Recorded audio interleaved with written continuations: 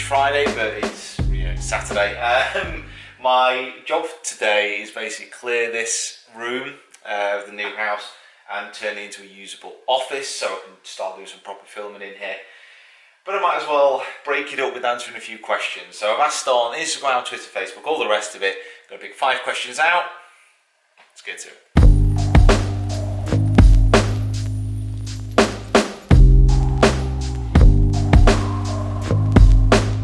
So on Instagram, question from Jake_Horn_. What's your favourite driver of 2017? My favourite driver of 2017 is probably the 2016 M2. So that's a driver I've got back in the bag. I was using the M1 earlier this year, the 440 version, and that was good. I would say that goes further than the M2 that I've got back in the bag, but it just wasn't quite as consistent on the miss hits. The thing is with new drivers is you've got to understand that really within the last few years, apart from the SLDR, which spoke about moving that weight a little bit more forward with the tailor-made again, there's nothing really which is revolutionary. And indeed, the SLDR still goes as far, if not further, than some of the current models of driver out there. If I was to pick some standout drivers that I've really hit, I think the LS Tech in the G400, the new Ping, I think that feels great, it goes very well.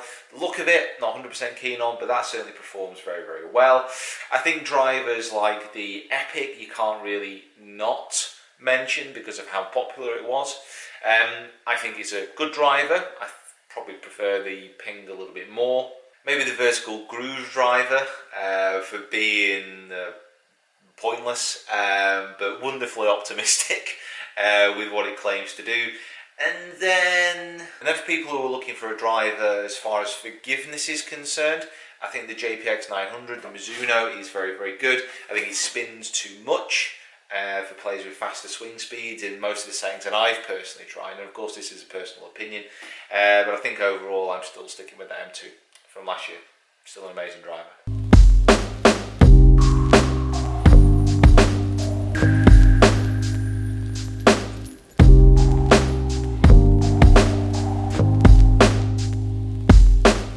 Questionnaire Instagram from Fin_3LLIOTT, which I believe is Finn Elliott. Hi Finn, I'm 13 and can drive the ball 300 yards, but I often underclub on short irons.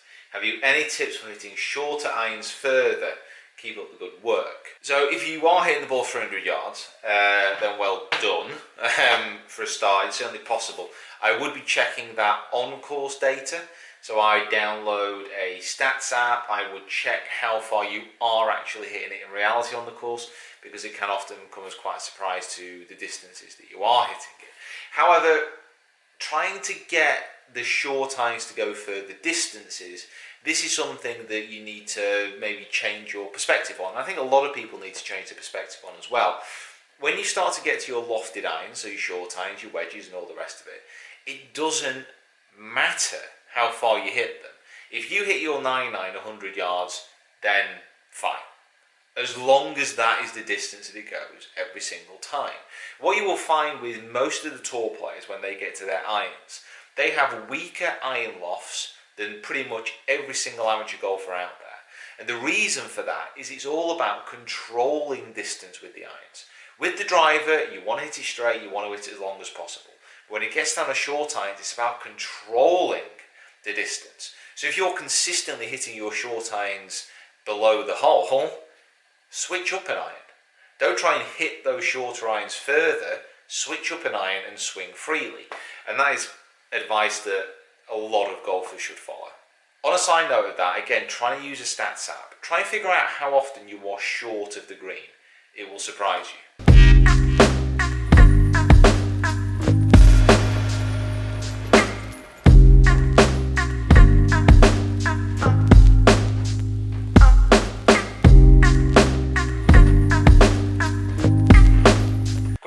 Soups24, love your vlogs and Rachel PJ too.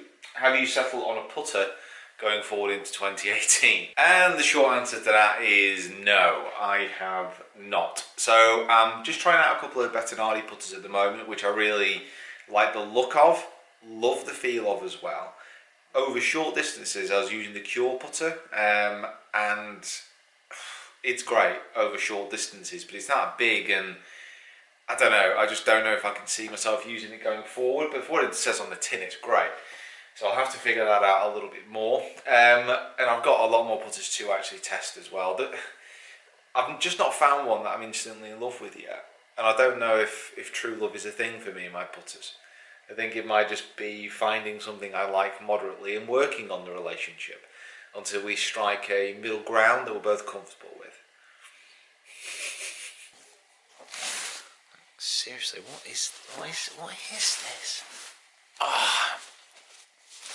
I just like accumulate so much rubbish whenever you move house or when you're going through stuff. Question here from Cam.Muniz. Thoughts on using hybrids instead of irons, specifically 3, 4 and a 5? So I think with a 3, 4, 5 hybrid, what you've got to be weighing up the options of is, do you prefer shot shaping or just shot forgiveness?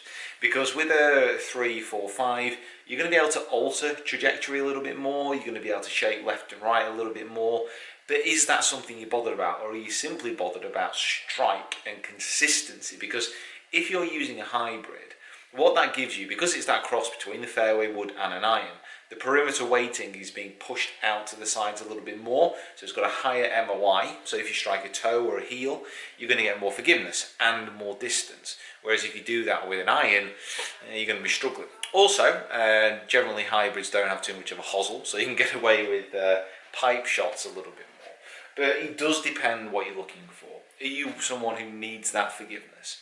Are you someone who needs extra height and a little bit more distance, or are you looking for more control? With longer irons, they are harder to hit because they're just not as forgiving.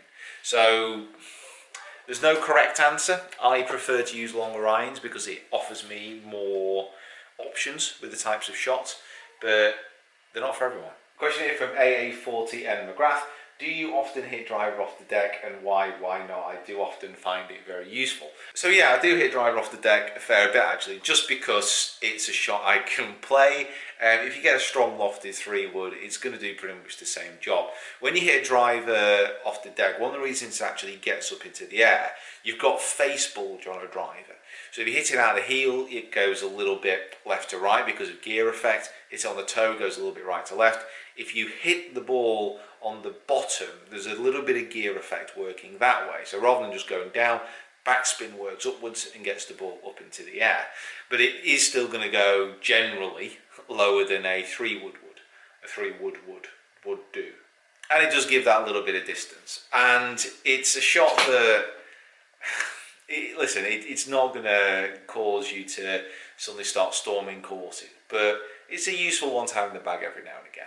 But you can do exactly the same job with a strong 3 wood or by hitting 3 wood nice and hard, as long as it's not too high spinning. Right guys, that's a wrap.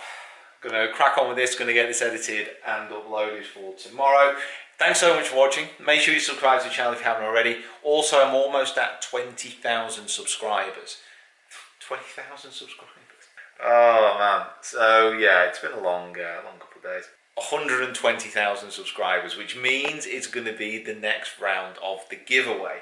Already so much in the prize pool, and there's some big prizes being added this time around. So that's going to be dropping at 120,000. Can't wait to let you know. Right. See you next time.